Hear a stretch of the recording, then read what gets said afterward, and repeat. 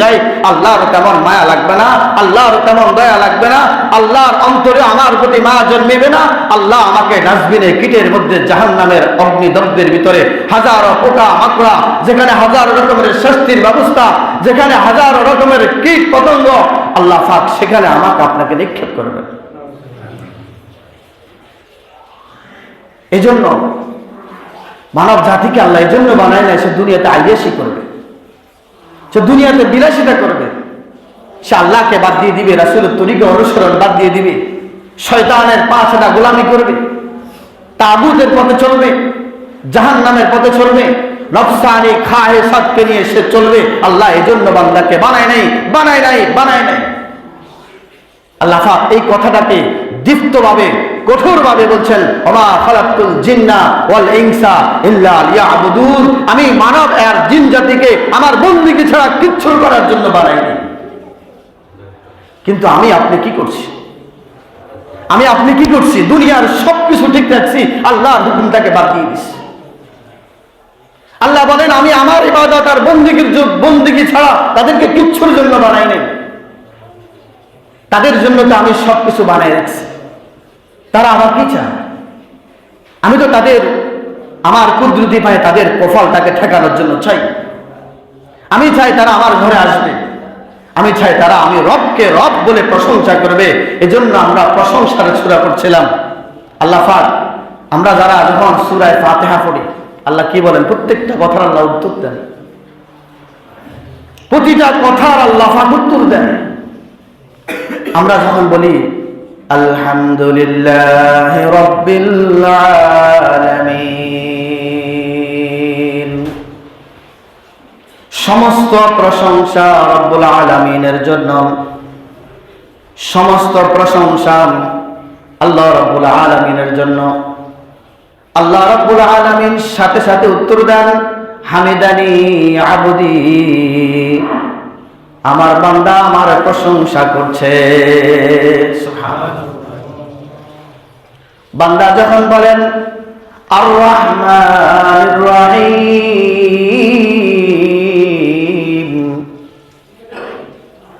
আর রহমান আর রহিম, দয়ালু মেহেরবান আল্লাহ, আল্লাহ রাব্বুল আলামিন সাথে সাথে উত্তর দিয়ে দেন আরশে আজিম থেকে, আসনা আলাইয়া আবদি, আমার বান্দা আমার প্রশংসা করছে। সুবহানাল্লাহ। বান্দা যখন বলেন মালিক ইয়াউমিদ্দিন, আল্লাহ রাব্বুল আলামিন তখন ডেকে ডেকে বলেন মাজ্জাদানি আবদি, ও বান্দা আমি সেই বিচার দিনের মালিক। তুমি সঠিক বলেছ। মালিক ইয়াউমিদ্দিন, বিচার দিনের মালিককে বলেন আল্লাহ। আল্লাহ রাব্বুল আলামিন আপনি আমি কথাটা বলার সাথে সাথে উত্তর দিয়ে দেন। তারপরে বান্দা যখন বলেন ইয়্যাকা না'বুদু ওয়া ইয়্যাকা নাস্তাঈন, বান্দা এখানে আল্লাহ পাকের কাছে বলতেছে, আল্লাহ তোমারই বন্দেগী করি, তোমার কাছে সাহায্য প্রার্থনা করি। ছোট ছোট নেতারা বড় বড় নেতাদেরকে বলে, ভাই আমি কিন্তু আপনার দলই করি, আপনার কাছে বারবার ফিরে আসি। দলটাও কার করি?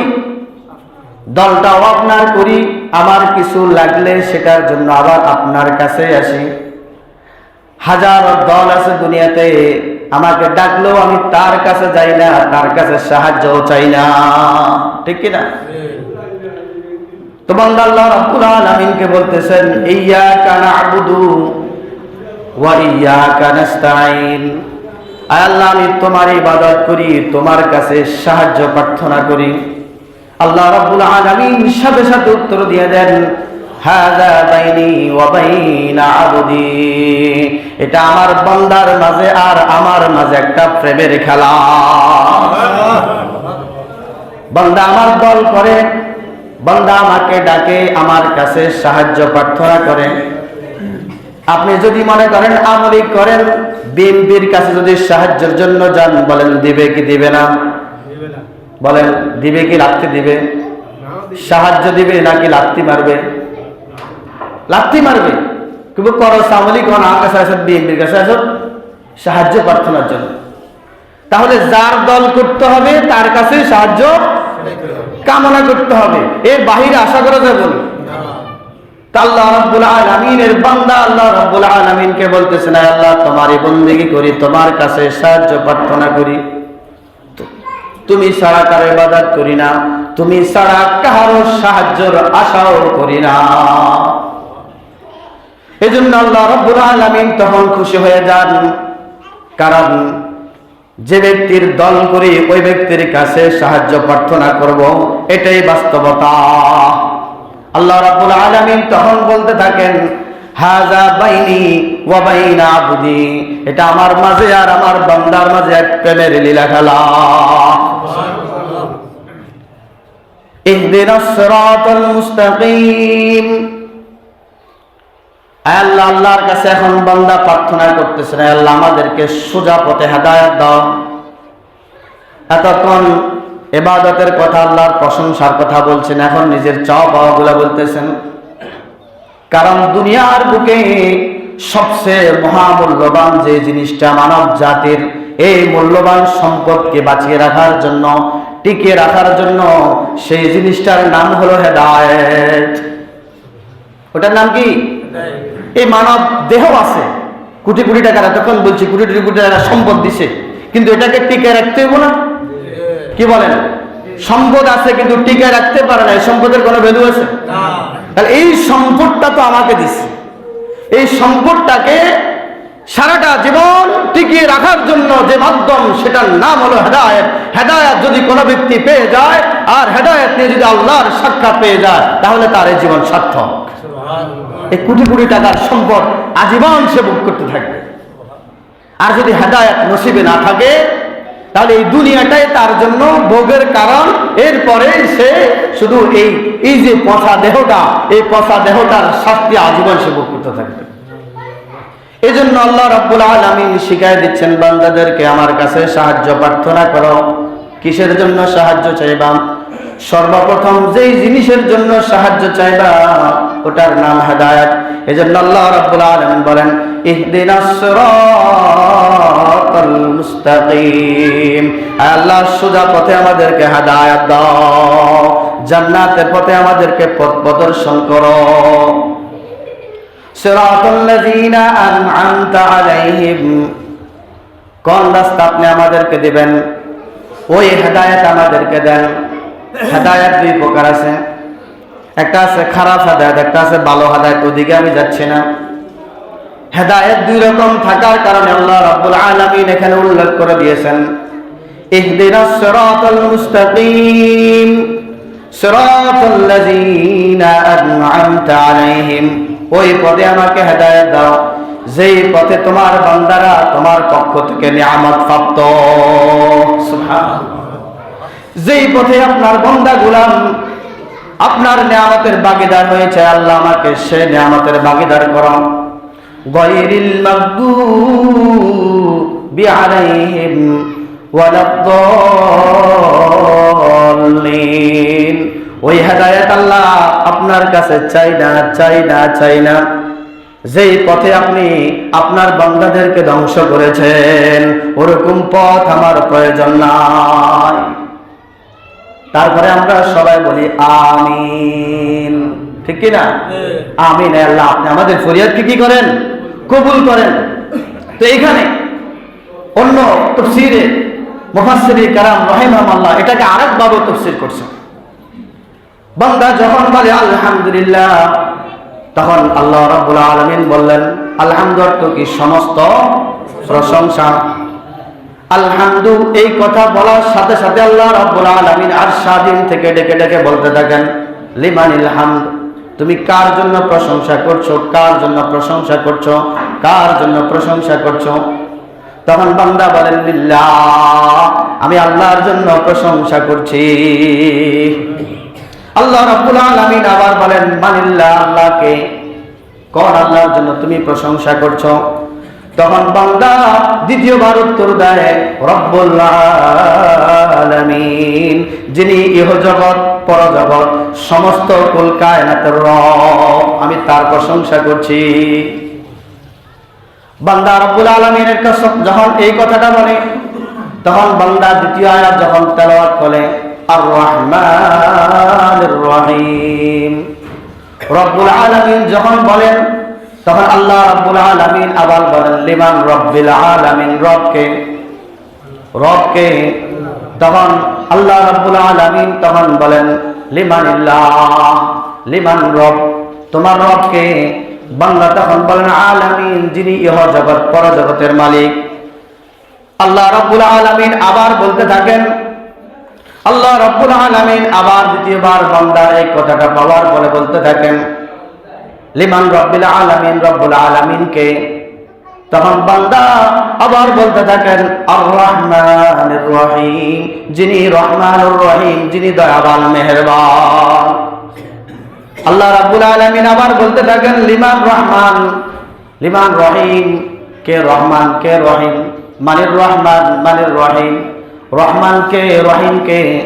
তখন বান্দা বলতে থাকেন মালিকি ইয়াউমিদ্দিন, যিনি বিচার দিনের মালিক, তিনি রহমান তিনি রহিম। আল্লাহ রাব্বুল আলামিন তখন বলতে থাকেন আমার বান্দা সঠিক বলেছে, আনা মালিকি ইয়াউমিদ্দিন, আমি সেই বিচার দিনের মালিক, আমি সে আল্লাহ বিচার দিনের মালিক। তাহলে এই যে সূরা ফাতিহাগুলো আমি পড়ছি ধীরে ধীরে, অর্থটা বুঝছেন? কেমন লাগতেছে বলেন, কেমন লাগতেছে? নামাজের মধ্যে প্রতিনিয়ত আমরা কিন্তু এই সূরাটা পড়ি। এই জন্যই আল্লাহ রাব্বুল আলামিন বলছেন, বিশ্বনবী মুহাম্মদ সাল্লাল্লাহু আলাইহি সাল্লাম এজন্যই বলছেন আফজালুদ দুআই আলহামদুলিল্লাহ, সর্বশ্রেষ্ঠ দোয়া হলো আলহামদুলিল্লাহ। প্রশংসা কার জন্য? আল্লাহ। আবার আল্লাহ রাব্বুল আলামিনের হাবিব আরেকটা কথা বলছেন আলহামদুলিল্লাহ তামলাউল মিজান, আলহামদুলিল্লাহ এটা এমন এক বাক্য যেটা মিজানের পাল্লা রাখলেই পাল্লা ভারী হয়ে যায়। সুবহানাল্লাহ। তো সেই দুনিয়াতে আল্লাহ পাক আমাদেরকে প্রেরণ করছেন কি বলেন? আয়াশি করার জন্য, বিলাসিতা ভোগ করার জন্য, নাকি আল্লাহর কুদরতি পায়ে সিজদা দেওয়ার জন্য, আল্লাহর হুকুম মানার জন্য, রাসূলের তরিকায় চলার জন্য, গোটা পৃথিবীতে দিন কায়েমের জন্য আমাদেরকে প্রেরণ করছেন। খোদার কসম করে বলছি, খোদার কসম করে বলছি, এই ছাড়া দ্বিতীয় কোনো উদ্দেশ্যে আল্লাহ পাক বনি আদমকে দুনিয়াতে পাঠান। একটা উদ্দেশ্য, সেটা হলো কি বান্দা আল্লাহর কুদরতি পায়ে কি মারবে? সিজদা মারবে, আল্লাহর হুকুমত দুনিয়াতে বাস্তবায়ন করবে, আল্লাহর পথে চলবে, রাসূলের তরিকাটা অনুসরণ করবে, আর কিচ্ছুর জন্য বানান নাই। কিন্তু আমি আপনি এখন ওই পথটা বাদ দিয়ে দুনিয়াটাকে আমরা ধরে ফেলছি। দুনিয়া ধরা নিষিদ্ধ, আমি বলছি না যে আপনি দুনিয়া ভাবতেন, দুনিয়াতে চলতে হলে দুনিয়া লাগবে, কিন্তু যে পরিমাণ আপনার তকদিরে লিপিবদ্ধ আছে এই পরিমাণ ওই পরিমাণ আপনার কম চেষ্টা হোক বেশ চেষ্টা হোক এটা আসে যাবে। আপনি নামাজ পড়লেও আসবো, না পড়লেও আসবো, তাহলে আপনি নামাজটা কেন বাদ দিবেন? আপনি রোজা রাখলেও যেটা তকদিরে আছে এটা আসবে, রোজা না রাখলেও এটা আসবে, তাহলে রোজাটা কেন বাদ দিব আমি? নির্ধারিত রিজিক আল্লাহ পাক কাউকে ঠকাবেন না, যেটা নির্ধারণ করছেন সেটা যে কোনো মাধ্যমে আপনাকে দিবে। কিন্তু এই নির্ধারিত সময়টা পার হয়ে যাওয়ার পরে তখন পরকালের জন্য আর কোনো সময় দেওয়া হবে না। আমি এটাই বুঝাতে চাইছি আপনাদেরকে। এই জন্য দুনিয়াতে থাকবো ঠিক, খাবো ঠিক, দুনিয়াকে দিলে জায়গা দেওয়া যাবে না। এক্সাম্পল স্বরূপ বলি, যেমন সমুদ্রের ভিতরে জাহাজ চলে, পানিতে জাহাজ চলে, চলে কি চলে না? কিন্তু সমুদ্রের পানি জাহাজের ভিতরে কেউ ঢুকায়নি, নাবিকে ঢুকাতে দেয়? যত রকমের প্রতিবন্ধকতা দরকার এটাকে শেষে ফালানোর সে ব্যবস্থা করে। কি জন্য? তার ভিতরে ভয় আছে, সমুদ্র ছাড়া চলতে পারবো না ঠিকই, কিন্তু সমুদ্রের পানি ভিতরে ঢুকলে আমার মৃত্যু অনিবার্য, জাহাজটা সমুদ্রের তলদেশে ডলিয়ে যাবে। তদ্রূপ ভাবে মানব জাতি দুনিয়ায় থাকবে, দুনিয়া ছাড়া সে চলতে পারবে না, কিন্তু দুনিয়ার মায়া মহব্বত তার ভিতরে ঢুকতে দেওয়া যাবে না। একবার যদি দুনিয়ার মায়া মহব্বত তার ভিতরে ঢুকে, তাহলে সে অতল দুনিয়ার গভীরে ডুবে যাবে, যেখান থেকে আর উঠাতে পারবে না। যেরকম আটলান্টিক মহাসাগরে অতল সমুদ্রে একটা জাহাজ ডুবে গেলে সেখান থেকে উত্তোলন করা অসম্ভব, আমি আপনি দুনিয়ার মায়া জড়িয়ে যদি দুনিয়ার ভিতরে ডুবে যাই, তাহলে এই দুনিয়ার অন্ধকার জীবন থেকে আমাকে আর কেউ উঠাতে পারবে না। অর্থাৎ আমি তলাতে তলাতে জাহান্নামে চলে যাব, আর জান্নাতে যেতে পারবো। আল্লাহ পাক আমাদেরকে কথাগুলোর প্রতি আমল করার তৌফিক দান।